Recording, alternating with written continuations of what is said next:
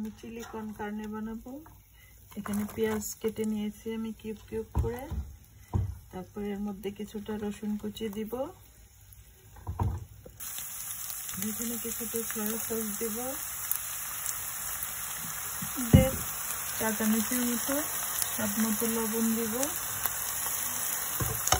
তারপর আমি এখন কিমাগুলো দিয়ে দিব, এগুলোকে ভেজে নেব।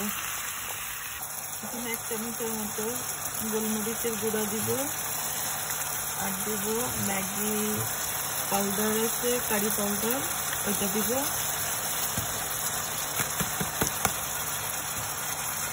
আমি টমেটো সস না, জাস্ট একটু হালকা পেস্ট করা আর কি, টমেটোটা দিয়ে।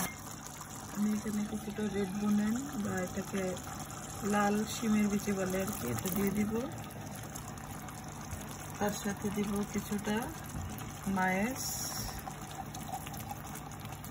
এখানে কিছুটা মরিচ কেটে নিয়েছি, পাপরিকা আর কি, অতটা ঝালও না আবার একদম ঝালের কম যেতেও না, যে যেরকম ঝাল খান আর কি ওটা ওরকম ভাবে দিয়ে দিবেন। রেডি হয়ে গেল আমার চিলি কর্ন কার্নে। কেমন লাগলো সবার? আশা করি ভালো লাগবে। আল্লাহ হাফেজ।